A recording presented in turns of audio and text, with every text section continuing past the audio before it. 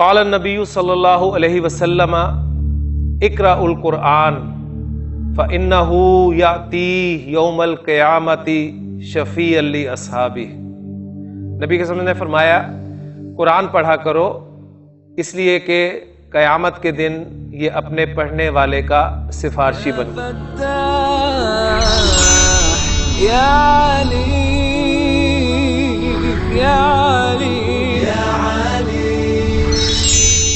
اعوذ باللہ من الشیطان الرجیم، بسم اللہ الرحمن الرحیم۔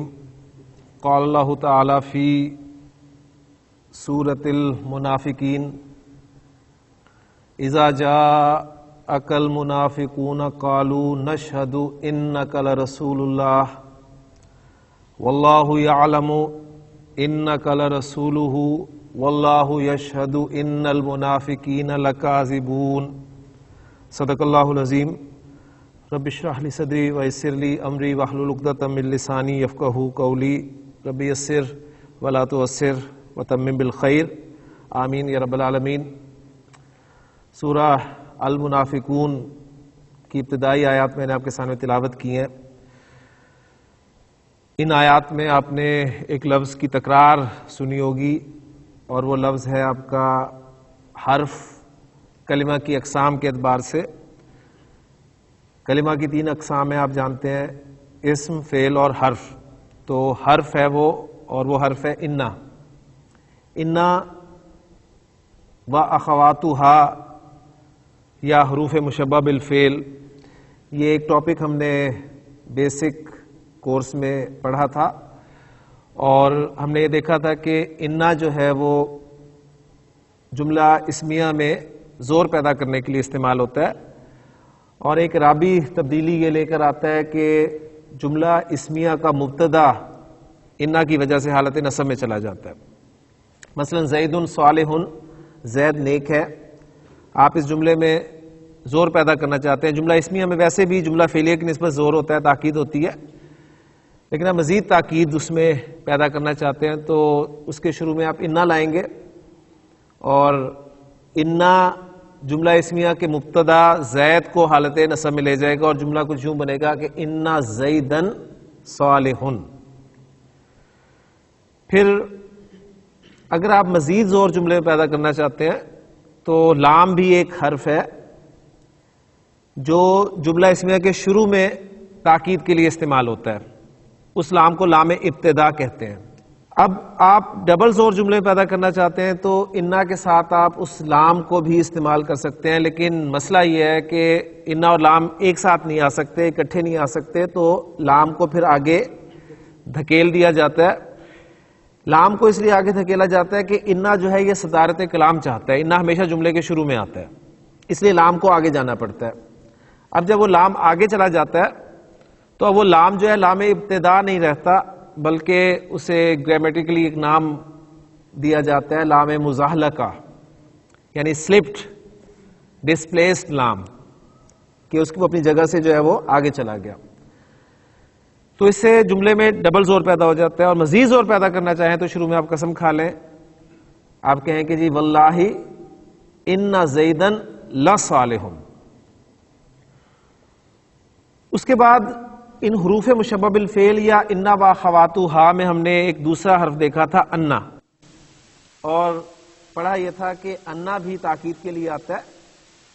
تو فرق دونوں میں ہم نے یہ کیا تھا کہ انا جو ہے وہ شروع میں آتا ہے اور انا جو ہے درمیان میں آتا ہے۔ اس کی ایگزامپل ہم نے ایک سادہ سی رکھی تھی کہ شروع میں ہم نے انا لگایا کہ میں کہتا ہوں کہ محمد رسول اللہ، محمد صلی اللہ علیہ وسلم اللہ کے رسول ہیں، زور پیدا کیا انا محمدن رسول اللہ۔ اچھا یہ تو اب شروع میں آ گیا، لیکن اب میں کلام کے درمیان میں اس کو استعمال کرنا چاہتا ہوں۔ مثلا میں کہتا ہوں کہ اشہدو، میں گواہی دیتا ہوں بے شک محمد صلی اللہ علیہ وسلم اللہ کے رسول ہے، تو میں کہوں گا اشہدو ان محمدن رسول اللہ، یعنی اب میں انا نہیں لاؤں گا بلکہ انا لاؤں گا۔ تو ایک آسان سی ایگزامپل دے کے، ہم نے سادہ سی ایگزامپل دے کے اس بات کو وہاں پر ختم کر دیا تھا کہ انا کلام کے شروع میں آتا ہے، جبکہ انا جو ہے وہ کلام کے درمیان میں آتا ہے۔ آج انشاءاللہ تعالی ہم اسے تفصیل سے دیکھیں گے کہ انا اور انا اصل میں کہاں کہاں آتے ہیں.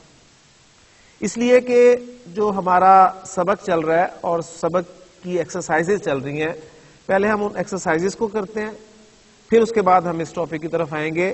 اس لیے کہ ان ایکسرسائزز میں بھی آپ کو آسان سی بات بتا کر آگے کر دیا گیا ہے تاکہ اس وقت آپ ضروری چیز جو ہے سمجھ لیں. لیکن چونکہ ہم نے اپنی اس کلاس کو ایڈوانس کلاس کے طور پہ شروع کیا ہے، تو جب ایڈوانس گرامر کی بات ہے تو اس میں ضرور کچھ نہ کچھ ایڈوانس چیزیں جو ہیں وہ ہونی چاہیے. تو پہلے ایکسرسائز کو دیکھتے ہیں. ہمارے پاس صفحہ نمبر ہے 86 اور ایکسرسائز ہے ہماری 112.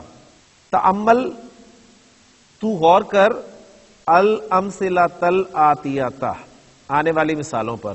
پہلے ہم غور کرتے ہیں کہ جس میں کیا آپ کو سمجھایا جا رہا ہے. پہلی ایگزامپل ہے سمیت، میں نے سنا، انہا احسن طبیبۃ فی المستشفیٰ. تو نوٹ کریں کہ انا استعمال ہوا ہے، ٹھیک ہے، اس لیے کلام کے درمیان میں ہے. سمیت انہا احسن طبیبۃ فی المستشفیٰ، میں نے سنا کہ وہ ہاسپٹل میں بہترین، ہاسپٹل کی بہترین ڈاکٹر ہے. دوسرا جملہ دیکھیں، یقولون انہا احسن طبیبۃ فی المستشفیٰ. اب یہاں پر آپ دیکھیں یقولون کے بعد انہا آیا ہے، حالانکہ کلام کے درمیان میں یہ بھی ہے، ٹھیک ہے نا. تو یہاں پر وہ ہمارا فارمولا تھوڑا سا ذرا ڈسٹرب ہو جاتا ہے کہ کلام کے درمیان میں تو یہ بھی ہے لیکن یہاں پر انہا کیوں نہیں آیا، یہاں پر انہا کو کیوں لایا گیا. بہرحال اس کو ہم تفصیل سے دیکھیں گے. تو یقولون کہتے ہیں، انہا احسن طبیبۃ فی المستشفیٰ، کہ وہ ہاسپٹل کی بہترین ڈاکٹر ہے. تیسرا جملہ، ان القرآن کتاب اللہ، یقیناً قرآن اللہ کی کتاب ہے. تو انا شروع میں آ رہا ہے، کوئی ٹینشن والی بات نہیں ہے. اب ان تین ایگزامپلس کو سامنے رکھ کے انہوں نے نیچے کچھ لکھا ہے کہ فی اول الجملتی، جملے کے اول میں، جملے کے شروع میں. یعنی اس کا مطلب یہ نہیں ہے کہ پہلے جملے میں، پہلا جملہ نہیں ہے یہ، اس کا مطلب یہ مضاف مضاف الیہ ہے. جملے کے اول میں، جملے کے شروع میں انا، بعد قالا انا. یعنی تین ایگزامپلس کو آپ سامنے رکھیں تو دو ریزلٹس آپ کے سامنے آئے کہ جملے کے شروع میں آپ نے انا لانا ہے اور بعد قالا، قالا کے بعد بھی انا لانا ہے. ٹھیک ہوگی نا. یعنی ہم نے جو بات کی تھی اسے ایک سٹیپ آگے انہوں نے کہتے ہیں، انہوں نے کہا قالا کے بعد بھی انا لانا ہے. بعد الافعال الاخرى، دوسرے افعال کے بعد انا لانا ہے. یعنی یہ کانسیپٹ جو ہے وہ ہمارے کانسیپٹ سے تھوڑا سا آپ کہہ لیں کہ ذرا مختلف ہو گیا. ہم نے کہا کہ کلام کے شروع میں انا آئے گا اور کلام کے درمیان میں انا آئے گا، اور اس کی وہ ایگزامپلس میں نے آپ کے سامنے جو رکھی ہیں اس سے بات کسی درجے میں سمجھ آ گئی. اس میں مزید آپ کے سامنے یہ بات ہوئی کہ کلام کے شروع میں تو انا ہی آئے گا، لیکن کالا کے بعد جو ہے وہ بھی انا ہی آئے گا چاہے کلام کے درمیان میں کیوں نہ ہو، اور دوسرے افعال کے بعد انا آیا کرے گا. ٹھیک ہو گیا. لیکن میں نے آپ کے سامنے جو آیات پڑھی ہیں المنافقون کی، انہیں ذرا آپ غور کریں، دوبارہ ذرا سنیے گا. اذا جاءک المنافقون، جب منافق آپ کے پاس آتے ہیں، قالو، وہ کہتے ہیں، نشہد، ہم گواہی دیتے ہیں، انک لرسول اللہ. اب یہاں پر دیکھیں نشہد کے بعد انا آ رہا ہے. تو اگر اس بات کو دیکھیں کہ بعد الافعال الاخرى، دوسرے افعال کے بعد انا آئے گا، تو یہاں پر نشہد کے بعد پھر انا کیوں آیا؟ ایک سوال پیدا ہوتا ہے لازمی. بات فالو کر رہے ہیں نا؟ تو اس کا مطلب ہے کہ اس میں مزید کچھ تفصیل چاہیے ہمیں، تاکہ بات بالکل کلیئر ہو جائے کہ یہ انا اور انا آتے کہاں کہاں ہیں. بات سمجھ آئی؟ تو یعنی اس سے مزید اگر آپ ایڈوانس آج جائیں گے تو اس کا جواب بھی مل جائے گا.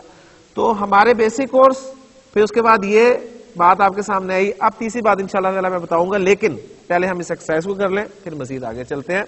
تو اب آپ نے ان دو باتوں کو سامنے رکھتے ہوئے، کون سی دو باتیں اس کتاب میں جو بتائی گئی ہیں کہ کلام کے شروع میں انا اور قالا کے بعد انا، جبکہ دوسرے افعال کے بعد انا لانا ہے آپ نے. ٹھیک ہے, اس بات کو آپ نے سامنے رکھنا ہے. تو با جز ہے اس کا, اقرا الجمل الآتیہ, آنے والے جملوں کو پڑھ, مع ضبطی حمزہ, حمزہ کے ضبط کے ساتھ. ٹھیک ہے, اور یعنی وہ انا پڑھنا ہے یا انا پڑھنا ہے, حمزہ پر کون سی حرکت آئے گی, کیونکہ فرق صرف, میں جب پوچھتا ہوں اسٹوڈنٹ سے جی انا اور انا میں فرق کیا, تو وہی کہتے ہیں جی زیر زبر کا فرق ہے. تو اور کوئی فرق ہو نہ ہو, کم از کم یہ تو ایک موٹا فرق ہے جو نظر آتا ہے کہ جی انا پر زیر آتی ہے اور انا پر زبر آتی ہے. تو وہی ہے, آپ زبر لگائیں گے کہاں اور کہاں پر زیر لگائیں گے, تو وہ آپ نے لگانی ہے. اظن, میرا خیال ہے, انہو طالب جدید, یعنی اظن کالا کے علاوہ فعل ہے تو انا لگ جائے گا, حمزہ کو زبر دے دینی ہے. دوسرا جملہ ہے قال المدرس, استاد نے کہا ان الطالب الجدید مجتہد جدا, تو کالا کے بعد انا لگ گیا. تیسرا جملہ سمیت ان المدرس ما جاء اليوم, میں نے سنا کہ استاد آج نہیں آیا, ٹرانسلیشن بھی ساتھ ساتھ ہوتی رہے. چوتھا جملہ ان اللہ ربی, یقیناً اللہ میرا رب ہے. پانچواں قال زمیلی, میرے کلاس فیلو نے کہا ان المدرس ما جاء اليوم, کہ مدرس آج نہیں آیا. چھٹا جملہ اشہد ان محمدن رسول اللہ. ساتواں جملہ قرأت فی الصحیفۃ, میں نے اخبار میں پڑھا ان وزیر الخارجیتی, کہ وزیر خارجہ, سیرجع, انا وزیر, انا لگے گا نا, قرأت ہے, انا وزیر الخارجیتی سیرجع من لندن غدن, کہ وزیر خارجہ لندن سے کل لوٹیں گے. آٹھواں جملہ ہے اظن, میرا خیال ہے, انکا من پاکستان, کہ تم پاکستان سے ہو. قال لی طبیب, مجھ سے ڈاکٹر نے کہا, مجھ سے کسی ڈاکٹر نے کہا انکا لست بمریض, تو ہرگز بیمار نہیں ہے. دسواں جملہ اظن, میرا خیال ہے, ان الطبیبات اللاتی خرجنا من المستشفى الآن من الولایات المتحدۃ, میرا خیال ہے کہ وہ لیڈی ڈاکٹرز جو ابھی ہاسپٹل سے باہر نکلی ہیں وہ یونائٹڈ اسٹیٹس کی ہیں. 11واں جملہ ہے اتعرفینا, کیا تو جانتی ہے, ان طالبۃ الجدیدۃ التی, کہ وہ نئی طالبہ جو جات قبل ثلاثۃ ایام, 3 دن پہلے آئی تھی, تعرف 5 لغات, 3 زبانیں جانتی ہے, 5 لغات, 5 زبانیں جانتی ہے. 3 دن پہلے آئی تھی اور جانتی 5 زبانیں. 12واں جملہ ان درس سہل, یقیناً سبق آسان ہے. اور 13واں جملہ ہے یقولون, کہتے ہیں, ان الامتحان سیکون فی الاسبوع الاول من شہر رجب, کہتے ہیں کہ امتحان رجب مہینے میں پہلے ہفتے میں شروع ہوگا. ٹھیک ہے, یعنی اردو محاورے میں رجب کے پہلے ہفتے میں شروع ہوگا. 14واں جملہ ہے اتظن اننی ضعیف, کیا تو گمان کرتا ہے, کیا تیرا خیال ہے کہ میں کمزور ہوں. ٹھیک ہے, تو یہ جملے آپ کے سامنے آ گئے. ان جملوں میں آپ نے دیکھا کہ ہم نے بالکل اسی اصول کو فالو کیا کہ شروع میں ہم نے انا لگایا, حمزہ کو زیر کے ساتھ پڑھا یعنی انا پڑھا, اور کالا جہاں پر آیا کالا کے بعد ہم نے انا پڑھا, حمزہ کو زیر کے ساتھ پڑھا. اور جو دوسرے افعال آئے ان میں ہم نے حمزہ کو زبر کے ساتھ پڑھا یعنی انا پڑھا. تو یہ تھا ہمارا اس بک کے حوالے سے ایکسرسائز. آخری ایکسرسائز جو سبق کی ہے اس میں آپ کو ہفتے کے دنوں کے نام جو ہیں وہ سکھائے گئے ہیں, ان کو بھی دیکھ لیں, پھر ہم تفصیل سے جو ہے وہ انا اور انا کو بورڈ پر دیکھتے ہیں. تمرین 113, حاذہ اسماء ایام الاسبوع, یہ ہفتے کے دنوں کے نام ہیں. یوم السبتی، یوم السبتی ہفتے کا دن، سیچرڈے. نیچے چلیں گے ہم، یوم الاحدی اتوار سنڈے. یوم الاثنین سوموار پیر منڈے. یوم الثلاثائی، یوم الثلاثائی، ہاں جی کون سا بنا؟ منگل یعنی ٹیوزڈے. یوم الاربعائی بدھ وینسڈے. یوم الخمیسی جمعرات تھرسڈے. اور یوم الجمعاتی جمعہ یعنی فرائیڈے.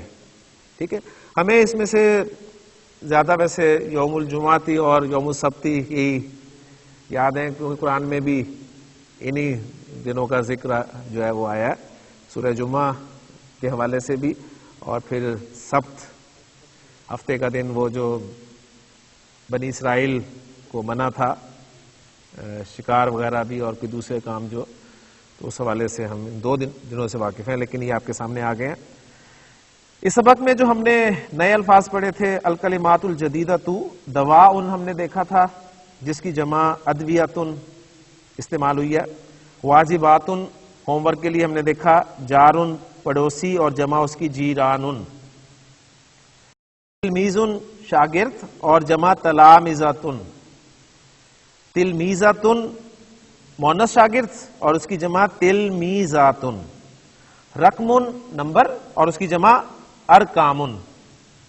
ہاتف ٹیلی فون اور اس کی جمع ہواتف. عمل کام اور اس کی جمع اعمال. وقت وقت اور جمع اوقات. وزیر الخارجیتی وزیر خارجہ. شاہدہ یشہدو گواہی دینا، اور ضاحکہ یضحکو ہنسنا. تو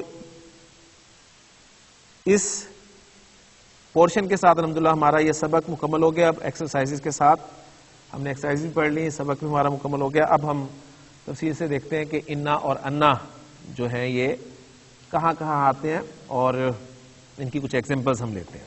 کچھ باتیں آپ نے سمجھنی ہے، کچھ ایگزامپلز ہم بورڈ پہ کریں گے.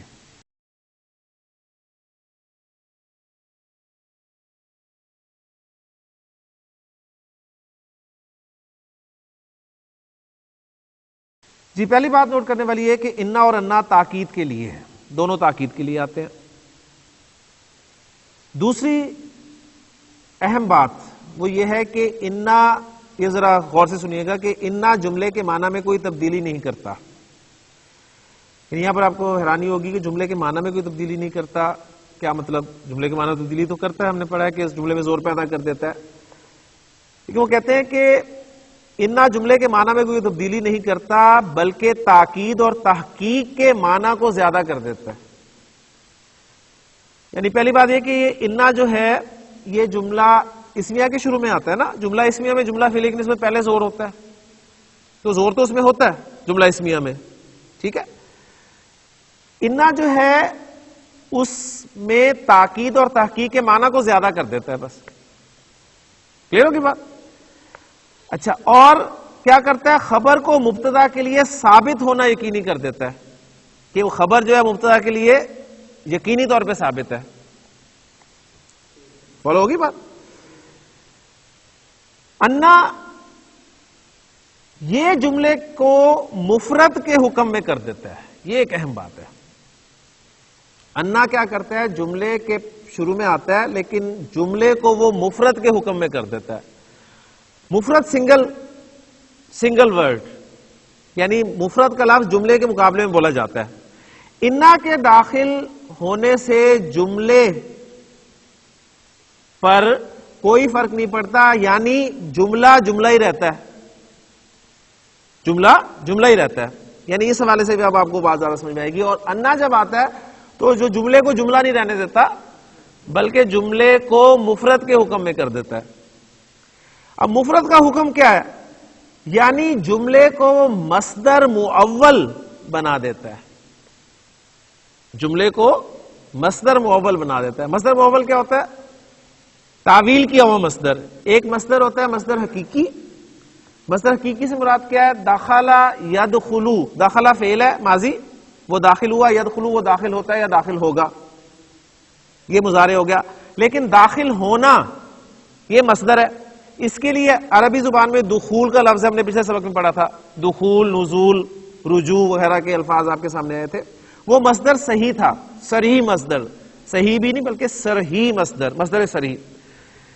لیکن ایک ہوتا ہے مصدر مؤول، یعنی آپ کیا کرتے ہیں؟ جملے کو مصدر کے معنی میں کر دیتے ہیں. اس کے لیے آپ کو یاد ہے ان استعمال ہوتا ہے، فعل مضارع سے پہلے آتا ہے اور ان ہم لگاتے ہیں تو وہ جملے کو مصدر کے معنی میں کر دیتے ہیں. مثلا ہم نے پڑھا کہ اریدو ان اذهبا. اریدو ان اذهبا، میں جانا چاہتا ہوں. ٹھیک ہے، تو اب ان اذهبا جب لگا تو یہ مصدر بن گیا نا. لیکن اب یہ مصدر صریح مصدر نہیں ہے بلکہ مصدر مؤول ہے. کلیئر ہوگی بات؟ اچھا، تو انا نے کیا کرنا ہے؟ جملے کو مفرد کے حکم میں کرنا ہے، یعنی جملے کو مصدر مؤول بنا دینا. یعنی یہ اپنے اسم اور خبر انا اور انا جب بھی جملے پر داخل ہوتے ہیں تو اب وہ مبتدا اور خبر نہیں کہلاتے جملے کے اجزاء، بلکہ ان کے اسماء اور ان کی خبریں کہلاتی ہیں. ٹھیک ہے، تو یعنی انا اپنے اسم اور خبر سے مل کر مفرد کے حکم میں ہو جاتا ہے. اب سمپل سا فارمولہ ہے کہ ہر وہ جگہ جو جملے کی جگہ ہے، ہر وہ جگہ جو جملے کی جگہ ہے وہاں پر انا آئے گا، اور ہر وہ جگہ جو مفرد کی جگہ ہے وہاں پر انا آئے گا. یعنی اب آپ کے سامنے ایک تیسرے انداز سے انا اور انا کا استعمال آ گیا. ہمارا استعمال بیسک لیکچرز میں کیا تھا کہ انا شروع میں، انا درمیان میں. اس بک میں انا شروع میں، کالا کے بعد انا اور دوسرے افعال کے بعد انا. اور یہ آخری، یعنی جو تمام بڑی کتابوں کا نچوڑ میں آپ کے سامنے رکھ رہا ہوں وہ یہ ہے کہ جہاں بھی جملے کی جگہ ہے وہاں پر انا آئے گا، اور جہاں مفرد کی جگہ ہے وہاں پر انا آئے گا. ٹھیک ہے، اب ہم دیکھیں گے کہ جملے کی جگہیں کون کون سی ہیں اور مفرد کی جگہیں کون کون سی ہیں. ہاں، سب سے پہلے ہم انا کے مقامات کو دیکھتے ہیں کہ انا کس کس جگہ پہ آتا ہے. تو انا کا پہلا مقام ہے ابتدائے کلام. انا کلام کے شروع میں آئے گا. ایگزامپلز آپ کے سامنے دو رکھی ہیں، دونوں جملہ اسمیہ کی ایگزامپلز ہیں کیونکہ انا نے جملہ اسمیہ پہ داخل ہونا ہے. انا زیدن صالحن، یقیناً زید نیک ہے. دوسرا جملہ آپ کے سامنے قرآن مجید سے آیت کہ انا انزلناہ فی لیلۃ القدر. ٹھیک ہو گیا؟ تو شروع میں صدارت کلام میں انا جو آ رہا ہے، آپ دیکھیں ابتدائی کلام میں انا آ رہا ہے. دونوں ایگزامپل میں فرق کیا ہے؟ ایگزامپل میں فرق یہ ہے کہ اس جملے میں جو خبر ہے وہ بھی آپ کا ایک اسم ہے، جبکہ دوسرے جملے میں جو خبر ہے وہ آپ کا فعل ہے، یعنی جملہ فعلیہ پورا خبر بن کر آ رہا ہے. اس لیے دو ایگزامپل آپ کے سامنے رکھے. دوسری ایگزامپل انا جو ہے وہ کال کے بعد آئے گا، یعنی ادھر کالا سے ذرا یہ وسیع ہو گیا. کالا سے آپ محسوس کریں گے شاید کالا فعل صرف وہ کالا ہی ہے، لیکن یہاں پر کال کے بعد. ٹھیک ہے، کال میں کالا بھی آ گیا، کالا کے مشتقات جو بھی ہیں، یقولو بھی آ گیا، کچھ بھی آ گیا. اس کے بعد آپ دیکھیں گے کہ یعنی یقولو قرآن سے ایگزامپل انہا بقرۃ صفراء، تو یہاں پر یقولو یعنی اس کال کے بعد آپ نے دیکھا کہ انا استعمال ہوا. یہ دو پوائنٹس تو پہلے سے آپ کو آتے تھے. تیسرا پوائنٹ ذرا آپ دیکھیں، یہ آپ کو ایک مختلف پوائنٹ نظر آئے گا. تیسرا پوائنٹ ہے کہ اس میں موصول کے بعد انا آئے گا. ایگزامپل ہے ما رأیت الذی انہ فی المسجد. اس میں موصول آیا، اور اصل میں دیکھیں موصول کے بعد ہمیشہ جملہ ہوتا ہے. تو اصل پوائنٹ وہی ہے کہ جو جملے کی جگہ ہے وہاں پر انا آئے گا، جملے کی جگہ پر انا آئے گا. ٹھیک ہو گیا؟ تو موصول کے بعد ایک صلہ ہوتا ہے اور صلہ ایک جملہ ہوتا ہے، لہٰذا اگر وہاں پر آپ نے زور پیدا کرنا ہے تو وہاں پر آپ انا لگائیں گے. اب یہاں پر پوائنٹ دیکھیں، یہ ایک وسیع ہو گیا، اس سے نہ یہاں پر کوئی ابتدائے کلام اس طور پہ آ رہی ہے آپ کو نظر، اور نہ ہی آپ کو کوئی کالا یا یقولو یا قول کوئی نظر آ رہا ہے، تو یہ ایک نئی چیز آپ کے سامنے آ رہی ہے۔ چوتھی ایگزامپل، اب دیکھیں اگر ہم یہ کہیں کہ کالا کے بعد انا آتا ہے اور دوسرے افعال کے بعد انا آتا ہے، تو یہاں پر دیکھیں یشہدو کے بعد آپ کو انا نظر آ رہا ہے اور قرآن سے ایگزامپل آ رہی ہے آپ کے سامنے۔ اس لیے میں نے المنافقون کی آیات آپ کے سامنے تلاوت کی تھی، اس میں آخری حصہ تھا واللہ یشہد ان المنافقین لکاذبون۔ بات سمجھ میں آئی نا؟ اب یہ کون سی کیٹیگری ہے؟ یہ کیٹیگری ہے کہ جب خبر میں لام آ جائے۔ انا اور انا، انا کے ساتھ لام استعمال ہوتا ہے، انا کے ساتھ لام نہیں استعمال ہوتا، ذہن میں رکھیے گا، ٹھیک؟ اصل میں یہ تھا کہ یہاں پر اگر لام نہ ہوتا، یہاں پر لام نہ ہوتا تو آپ نے یہاں پر انا ہی پڑھنا تھا، واللہ یشہد ان المنافقین کاذبون، لیکن آپ وہاں پر لام بھی داخل کرنا چاہتے تھے۔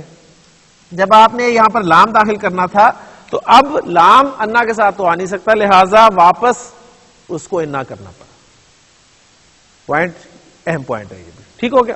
پانچویں کیٹیگری ایک اور اہم کیٹیگری ہے کہ ایسے اسماء کے بعد جو جملے کی طرف مضاف ہو۔ کچھ اسماء ایسے ہوتے ہیں جو جملے کی طرف مضاف ہو کر استعمال ہوتے ہیں، مثلا حیثو اور از، یہ ان اسماء میں سے ہیں جو جملے کی طرف مضاف ہوتے ہیں، یعنی ان کا مضاف الیہ جو ہے پورا جملہ ہوتا ہے، ٹھیک ہے؟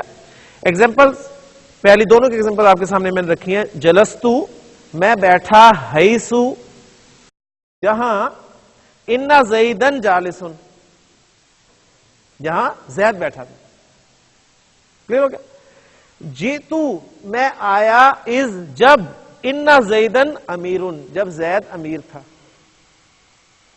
تو یہ اصل میں جملہ ہے، یہ حیثو اور از جملے کی طرف مضاف ہو کر آ رہے ہیں، تو چونکہ جملہ ان کا مضاف الیہ ہو گیا تو وہاں پر انا ہی لگے گا، انا نہیں لگے گا۔